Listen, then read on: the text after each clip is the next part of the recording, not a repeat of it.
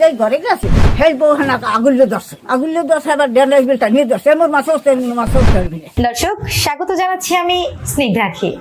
আর আজকে বরাবরের মতোই আমার সাথে স্টুডিওতে উপস্থিত আছেন জনাব মারুফায়দা সাহেব। আজকে আমরা তার থেকে জানবো। মারুফায়দা সাহেব, জি ধন্যবাদ আখি আপনাকে। আপনার মাধ্যমে ধন্যবাদ জানাচ্ছি নতুন সময় সকল অডিয়েন্সকে। আমার জানা মতে আরেকটি ঘটনা ঘটেছে কয়েকদিন আগে, সেটা হচ্ছে এরকম ঘটনা বহুত ঘটে যায়। তদ্দনামে আমি একটা ঘটনা বলি। জ্যোৎস্না এবং শিপন, জ্যোৎস্না এবং শিপন, জ্যোৎস্না 3টে বাচ্চা হচ্ছে। জ্যোৎস্না শিপন দম্পতি খুব ভালোই দিনকাল কাটাচ্ছে। শিপন সরকারি চাকরি করে।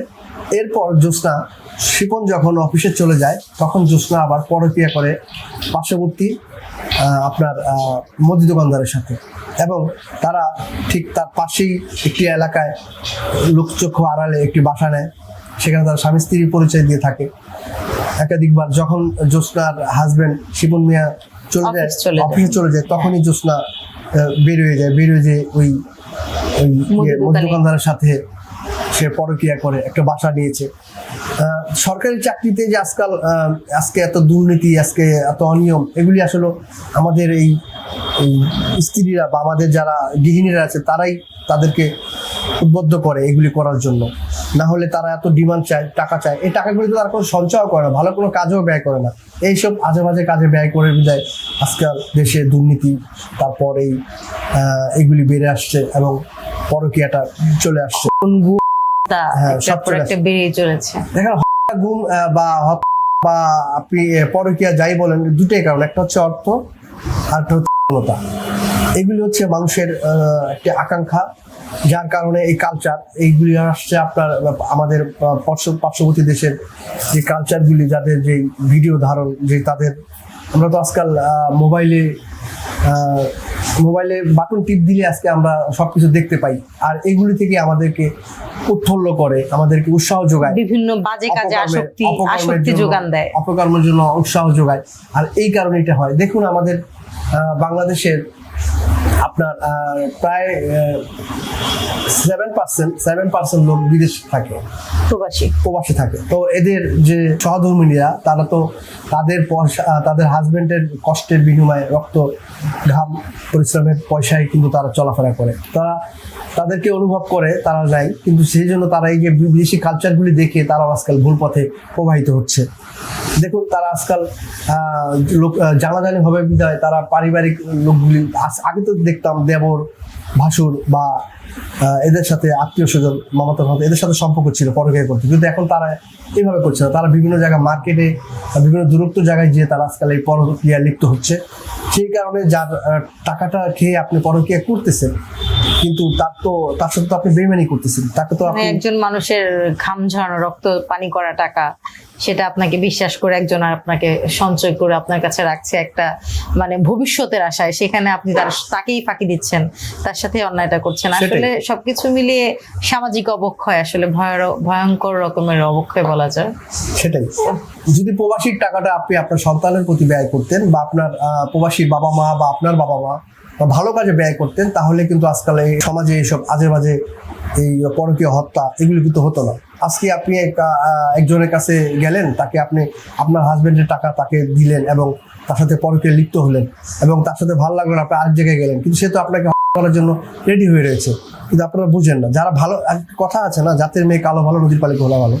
তো সেখানে অনেক জাতের মেয়ে যারা রয়েছে তারা কিন্তু আসলে ওইগুলিতে পড়ে না। তারা কিন্তু তার হাজবেন্ডের জন্য তারা দীর্ঘদিন অপেক্ষা করে থাকে। না, সম্প্রতি আমি এরকম একটা ঘটনা জেনেছি যে স্বামী প্রবাসে থাকে, তো ওই মহিলাটা আরেকজনের সাথে পরক্রিয়ায় লিপ্ত হয়েছে। তো ওই ছেলেকে সে প্রলোভন দেখিয়েছে যে তার স্বামীর দেয়া টাকায় সে তাকে বাইক কিনে দেবে, তাকে লাইফ সেট করে দেবে। তো এরকম কিছু প্রলোভন দেখিয়েছে, যার জন্য ছেলেটি ওই আশায় প্রলোভিত হয়ে তার সাথে একটা সম্পর্কে জড়িয়েছে।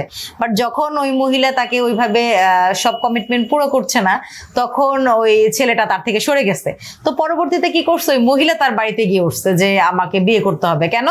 যে আমি তার সাথে আমার একটা রিলেশন হয়েছে। তখন ছেলেটি বারবার বলছে যে ঠিক আছে, রিলেশন হয়েছে, কিন্তু তুমি আমাকে কি বলেছিলে সেটা বলো। তখন ওই মহিলা নিজেই তার নিজের মুখে স্বীকারোক্তি দিচ্ছে যে হ্যাঁ আমি তাকে বলেছি যে আমার স্বামী আমি তাকে এটা দিব সেটা দিব। তখন একজন জিজ্ঞেস করছে যে এটা আপনি কোত্থেকে দিবেন, তখন বলছে যে কেন আমার যে স্বামী প্রবাসে থাকে আমার নামে অ্যাকাউন্ট করা, আমাকে টাকা পাঠায়, আমি সেই টাকা দিয়ে করবো। আপনি জাস্ট শুধু চিন্তা করেন যে মানুষের প্রতি মানুষের মানে স্বামী স্ত্রী সম্পর্ক কত মধুর, কত গভীর একটা সম্পর্ক। সেই সম্পর্কটাতে ওনারা মানে এটা কোন পর্যায়ে নিয়ে গেছে যে আমার স্বামীর টাকা দিয়ে আমি আরেকটা ছেলেকে কিছু করে দিবে এরকম একটা প্রলোভন দেখাচ্ছে। জি, শুধু তাই না, দেখুন এই পরকীয়ার জন্য অনেকে অনেক সন্তানকে হত্যা করছে, অনেকে নিজের ছোট ভাইকে হত্যা করছে। যারা দেখে যায় সাক্ষী রাখে, চিন্তা করে সাক্ষী রাখবো না, তাদেরকে হত্যা করতে তারা দ্বিধাবোধ করে না, করে ফেলে। এরপর দেখুন যে প্রবাসী তার টাকাগুলি সে ওই তার নগরের কাছে বা তার প্রেমিকের কাছে, তার যে পরকীয়ার প্রেমিকের কাছে হস্তান্তর করে। একটা পর্যায়ে প্রেমিকে কিন্তু তাকে ভোগ করে এবং তার টাকার জন্য তাকে ভালোবাসে, কিন্তু যখন সে টাকা এবং তার সবকিছু পেয়ে যায় তখন ওই ছেলে কিন্তু সে তার ওই পরকীয়ার প্রেমিক কিন্তু ওই মেয়েকে তখন অ্যাকসেপ্ট করে না। তখন সেই মেয়েটার তার হাজবেন্ডও চলে গেল, এখানে তার পরকীয়ার স্বামী চলে গেল এবং তার অর্থগুলি চলে গেল। তখন সে নিঃস্ব হয়ে যায়, কিন্তু তখন তার নিজের ভুলগুলি সে বুঝতে পারে, কিন্তু তখন কিছু করা থাকে না।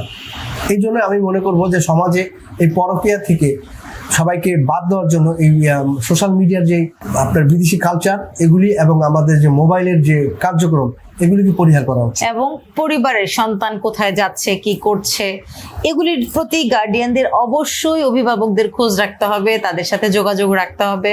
কারণ হচ্ছে দিন শেষে যে একটা প্রাণ ঝরে গেল, কিছু কিন্তু করার নাই। এই জন্য প্রত্যেকটা বাবা মাকে খুব ইন্টেলিজেন্ট হতে হবে, তাদের ছেলে মেয়েদেরকে খোঁজ খবর নিতে হবে, ছেলে মেয়ের সাথে আরো সম্পর্ক বিল্ড আপ করতে হবে, তাদের সাথে একটু ওপেন হতে হবে।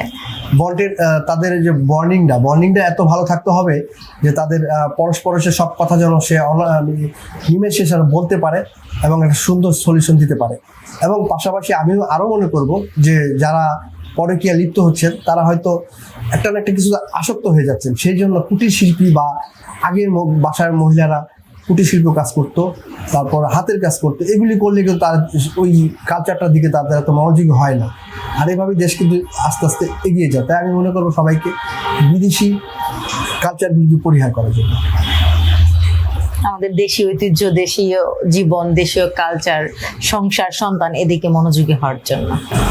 ধন্যবাদ আপনাকে। ধন্যবাদ দর্শক।